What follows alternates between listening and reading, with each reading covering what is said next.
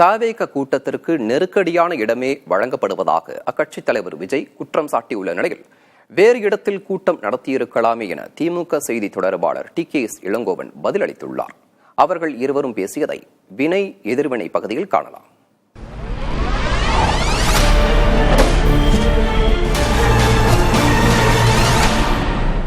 இந்த கரூரோட சேர்ந்து 5-6 மாவட்டத்துக்கு இந்த மக்கள் சந்திப்பு நிகழ்ச்சிகள்லாம் நடத்தியிருக்கிறோம், போயிருக்கிறோம். அங்கெல்லாம்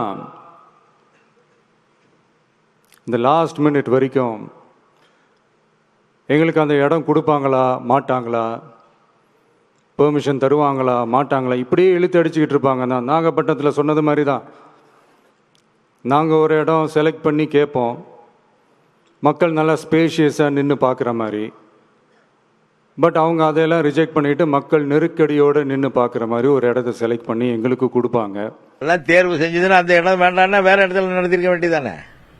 காலையில் 9 மணிக்கு முதல் நாளே அனுமதி கொடுத்தாங்கல்ல, அப்பவே இந்த இடம் எங்களுக்கு வேண்டாம் என்று சொல்ல வேண்டியது தானே. ஏன் சொல்லவில்லை? இடம் தேர்வு செய்த பிறகுதான் அங்கே ஏற்பாடுகள் நடந்தன.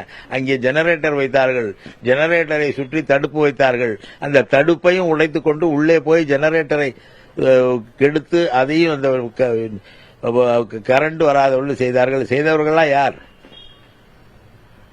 இதுக்கெல்லாம் விஜய் பதில் சொல்லட்டும்.